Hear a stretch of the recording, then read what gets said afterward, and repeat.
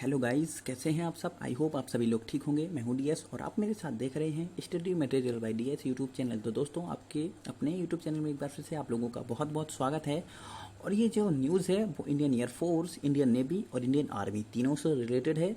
तो आप डिफेंस के किसी भी क्षेत्र में जाना चाहते हो, चाहे आप एयरफोर्स में जाना चाहते हैं, नेवी में जाना चाहते हैं या फिर आर्मी में, तो आपके लिए ये वीडियो देखना बहुत बहुत बहुत इंपॉर्टेंट है। जी हाँ दोस्तों, जनरल बिपिन रावत ने एक बहुत बड़ा बयान दिया है जिसके तहत उन्होंने बताया है कि जो तीनों आपकी आर्म फोर्सेस है, यानी कि आपकी नेवी हो, आर्मी हो या फिर एयरफोर्स हो, तीनों में जो आपकी रिटायरमेंट की एज है उसे इंक्रीज किया जा रहा है। जी हाँ दोस्तों, और ये बता भी दिया गया है कि आपकी जो एज है उसे कितना रखा जा सकता है। तो इसी के बारे में आपको डिटेल में बताएंगे कि आखिर कितनी आपकी एज रखी गई है और इसका आपको क्या फ़ायदा होगा, क्या नुकसान होगा और किस तरह से अब आपके आने वाले दिनों में आपको आर्म फोर्सेस के अंदर चेंजमेंट देखने को मिलेगा। तो सब कुछ डिटेल में बताएंगे। उससे पहले आपसे रिक्वेस्ट है कि वीडियो में लास्ट तक बने रहें और चैनल पर नए हैं तो चैनल को सब्सक्राइब करके बेल आइकन को प्रेस करें। वीडियो पसंद आता है तो वीडियो को लाइक करें, ज़्यादा से ज़्यादा दोस्तों के बीच शेयर करें और अपना सपोर्ट हमें जरूर दें। तो चलिए आगे बढ़ते हैं और अपना वीडियो आगे बढ़ाते हैं और आपको सब कुछ डिटेल में समझाते हैं।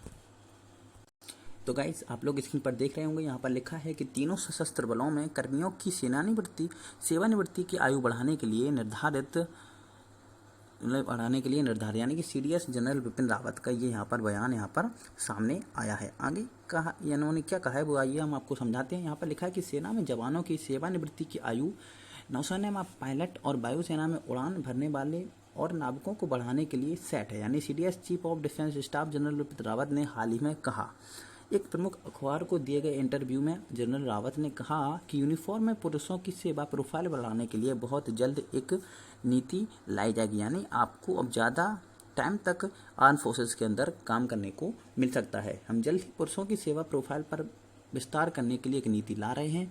सैनिकों के लिए नामकरण और एक न्यूनतम सेवानिवृत्ति की आयु बढ़ गई है। जनरल रावत ने द ट्रिब्यून को ये बताया। इस कदम को अगर खींच लिया जाता है तो 3 सशस्त्र बलों के लगभग 15 लाख लोगों को यहाँ पर फ़ायदा हो सकता है। यानी कि जो 15 लाख आपके युवा इस टाइम आर्म फोर्सेस में भर्ती हैं उनको इनका फ़ायदा मिल सकता है, क्योंकि वो रिटायरमेंट की अवधि तक पहुँचने ही वाले हैं। लेकिन अगर ये नीति लागू हो जाती है तो आर्म फोर्सेस के अंदर 15 लाख युवाओं को यहाँ पर फ़ायदा हो सकता है। यह पूछे जाने पर कि क्या मैन पावर की लागत में कटौती करने पर ध्यान दिया जा रहा है, क्योंकि वेतन और पेंशन बजट का एक बड़ा हिस्सा निकाल रहे हैं। जनरल रावत ने कहा, मैं मैन पावर की लागतों को देख रहा हूँ।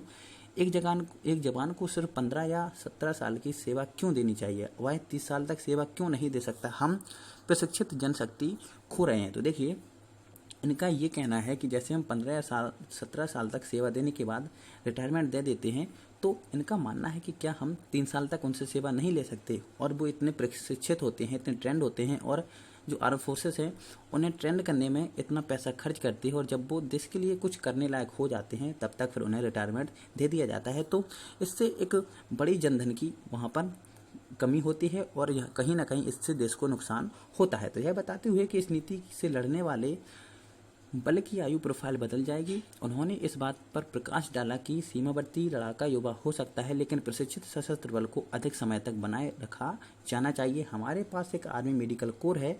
नर्सिंग सहायक 50 साल की उम्र तक क्यों सेवा नहीं दे सकते, ये उन्होंने कहा है। जनरल रावत ने सशस्त्र बलों की समग्र संरचनात्मक गतिशीलता पर कोविड-19 महामारी के प्रभाव पर भी बात की। उन्होंने कहा कि परिवर्तन और पुनर्गठन जिस पर सभी लोग चर्चा कर रहे थे और टिप्पणी करना समय की आवश्यकता थी, तो जनरल रावत ने कहा कि सशस्त्र बलों में परिवर्तन की आवश्यकता है और कोविड का मतलब है कि यह अब किया जाएगा। यह पूछे जाने पर कि क्या 3 साल के भीतर संयुक्त कमांड रखने का लक्ष्य पूरा किया जाएगा, तो जनरल रावत ने कहा, मैं 3 साल से आगे जाने की कल्पना नहीं करता।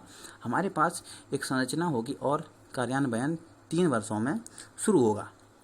तो कुल मिलाकर आप समझ गए होंगे कि वैसे भी देश के इस टाइम अर्थव्यवस्था में काफ़ी कमी आई है और नए लोगों को भर्ती करने और उन्हें ट्रेंड करने में देश का जो है ज़्यादा समय और ज़्यादा पैसा खर्च होगा। तो इसीलिए ये फैसला लिया जा रहा है कि जो आपके युवा आर्म फोर्सेस के अंदर भर्ती हैं, जो 15 या 17 साल तक सेवा देने के बाद रिटायर कर दिए जाते हैं, तो उन्हें अब ज़्यादा टाइम तक सेना में रखा जाएगा और उन्हें 30 साल तक नौकरी करने का यहाँ पर अवसर प्रदान किया जाएगा। अगर इस बात में जो इस लागू हो जाती है अगर यह प्रस्ताव, तो फिर यहाँ से आपको 15 लाख युवाओं को बहुत बड़ा फ़ायदा हो सकता है। तो आप लोग समझ गए होंगे कि जो इसमें नौकरी कर रहे हैं उनके लिए ये काफ़ी फ़ायदेमंद न्यूज़ है। और आने वाले दिनों में आपके लिए जो एक नई प्रोसेस है आर्मी के अंदर 3 साल के लिए जॉब की, अगर उस पर भी आपकी मुहर लग जाती है तो मानकर चलिए इन सब चीज़ों से आपकी आर्म फोर्सेस के अंदर बहुत ज़्यादा पावर आने वाली है। तो फिलहाल के लिए यही आपकी एक न्यूज़ थी। अगर आपको पसंद आई हो तो आप वीडियो लाइक करें, ज़्यादा से ज़्यादा दोस्तों के बीच शेयर करें, और अगर चैनल पर नए हैं तो चैनल को सब्सक्राइब करके बेल आइकन को